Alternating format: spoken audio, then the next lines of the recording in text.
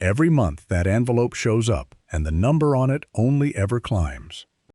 Or maybe you're the one loading jugs into the truck bed, hauling water back from town because the tap ran dry by August.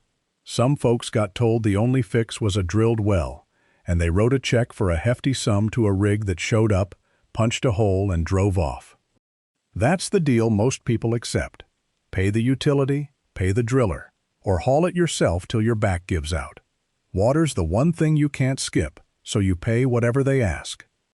But the old families who settled these ridges never paid a cent for their water, and not one of them ever called a well rig.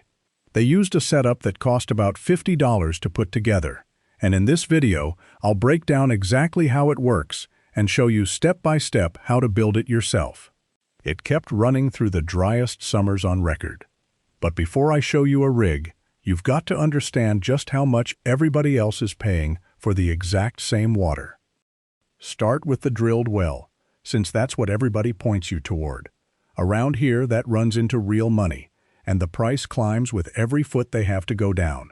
Nobody knows the final number till the drilling's done. Then comes the pump, sitting hundreds of feet down in the dark. When it burns out, and it will, you're looking at another sizable bill just to pull it and drop a new one. That pump only runs on electricity, so when the power quits, so does your water. Go the hauling route and you're burning gas and hours every week, filling containers, sloshing them home, doing it again in a few days. Tie into a utility line and you've handed somebody else the valve. Miss a payment, or watch the rate creep up year after year, and there's not a thing you can do about it. Now the strange part is that the poorest families on this mountain never faced any of that, and it wasn't luck. Here's what those old families understood that most of us forgot. They never went hunting for water like it was hiding from them.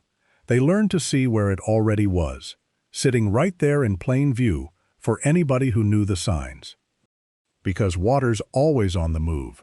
It's seeping through the soil under your boots, sliding along hidden seams in the rock, trickling down slopes long after the last rain quit. Nearly every piece of ground has some passing through it, whether you can see it on the surface or not. The old-timers didn't fight that. They worked with it. They figured out where the land was already gathering water and set themselves up to catch it before it slipped away downhill. Once you know that, the next thing is learning to read the ground itself, and the land will practically point to the spot. Start by walking your slope slow, in the driest stretch of August, when everything else has gone brown and crisp. Watch where the grass stays stubborn and green while the rest of the hillside gives up. That green patch isn't luck. Something's feeding it from below. Feel the ground under your boots as you go, where it stays soft and gives a little, where your heel leaves a print in high summer, water's sitting close to the surface. Pay mind to the low folds too, those little natural gutters where two slopes meet and the land dips. Rain doesn't just run off there, it collects and sinks and lingers. Find that combination, the green, the soft, the low fold, and you've likely found a spot where a $50 build can turn damp ground into water you can actually catch. But the ground won't say it out loud, so the old-timers watched what was growing there instead. Certain plants only grow with their feet wet, and they'll tell on the water every time. Cattails and willows are the loud ones, standing right where the ground stays saturated. Jewelweed, that orange-flowered stuff, crowds the damp edges. And horsetail, those jointed green stalks that look prehistoric, roots down deep, toward moisture others can't reach. Look at the north face of rocks and old stumps, where the sun barely touches. Thick, spongy moss growing there means humidity's steady, and steady humidity usually means water underneath. Then wait for dusk and watch the bugs. Where gnats and midges swarm in a low humming column over one patch of ground, they're gathering over cool, moist air rising out of the earth. To confirm a real seep, scrape back a handful of the topsoil and press down. If clear water beads up and slowly fills the little hollow instead of just staying muddy, you've got a live one. Pay close attention to this next mistake, because it's the one that ruins 9 out of 10 homemade water setups. The second folks find that seep, they get excited and grab a shovel and dig straight down into it. That's the killing blow. A seep is fed by tiny channels running through the soil, thin as pencil lead, and when you drive a spade in there, you tear them apart and stir the whole thing to mud. Now the water can't find its old path. It scatters sideways underground, the hole caves in on itself, and the flow you were counting on just quits. I've watched a man turn a steady seep into a dead mud pit in about 10 minutes, and it never came back. The other blunder is where you set up, build downhill of a barnyard, an old outhouse pit, a road ditch, or a rusted-out fuel tank, and every rain washes that filth straight down into your water. You won't taste it, and you won't see it, but it's there. Do it wrong, and you bury your water forever. But do it right, and you never touch a pump again, thanks to one force that costs nothing. That force is gravity, plain and simple. Water weighs about 8 pounds a gallon, and it wants to run downhill every second of every day, whether you're watching or not. The old-timers understood that better than we do, so they set every catch uphill of the house and let the water walk itself down to the door. No wires, no motor, no gas can to keep filled. Nothing to burn out at midnight in January. There's not one moving part in the whole run, which means there's nothing to break. And here's the part folks forget. Every foot of drop between your spring and your spout builds pressure at the tap. Roughly every 2.3 feet of vertical fall gives you about 1 pound of pressure, so a catch sitting 50 feet above the cabin pushes water out strong enough to fill a bucket without you lifting a finger. That principle is old as these hills, but there's a small trick the old-timers added that made it reliable in dry August too. The trick was never trusting the surface. A seep that runs clear in April can look like dry dirt by late August, and a lot of folks give up right there, figuring the water's gone. It hasn't gone anywhere. It's just dropped a foot or two under the ground, still moving through the gravel, out of sight. So the old-timers dug down to it. They set their collection point below the dry season water line, buried deep enough that it fed even when the top looked like a creek bed in a drought. Then they added a settling pool just downstream, a quiet chamber where the water slows, drops its grit and sand to the bottom, and comes off the top clean and steady. That pairing is what carried families through the dog days when the neighbor's shallow well quit. Buried catch, settling reservoir, steady flow, and every bit of it comes together in one build that runs about $50. So here's exactly what that setup is, and why it costs less than a tank of gas. It's a spring box tied to a gravity line, and that's the whole rig. You take a food-grade barrel or a simple wood or concrete box, and you drill the lower third full of small holes so water seeps in from every side. Then you set it right down into the wet ground at the seep, sunk below that dry season line we just talked about. You pack clean, washed gravel all around it, coarse stone against the holes and finer up top. That gravel is the filter and the funnel both, pulling water in from the whole hillside while keeping the mud and roots out. The barrel fills from the bottom, settles quiet, and stays cool and dark under the dirt. Then one pipe runs out the downhill side and heads for the house, dropping the whole way so gravity does the pushing. That's it. A buried box, a bed of gravel, and a line running down to your tap. Knowing what it is only gets you halfway, because the whole thing lives or dies on how you put it together.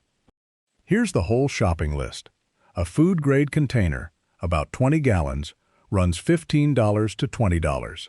A 20-foot roll of half-inch food-grade polypipe, another $10.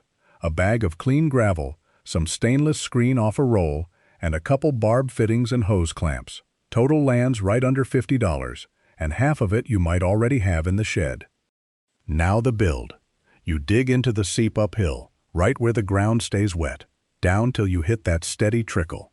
Set your container in the hole, and pack washed gravel all around and under it, so the water filters in slow and clean, instead of hauling mud with it. Cut your inlet holes low, screen them, and let the box fill.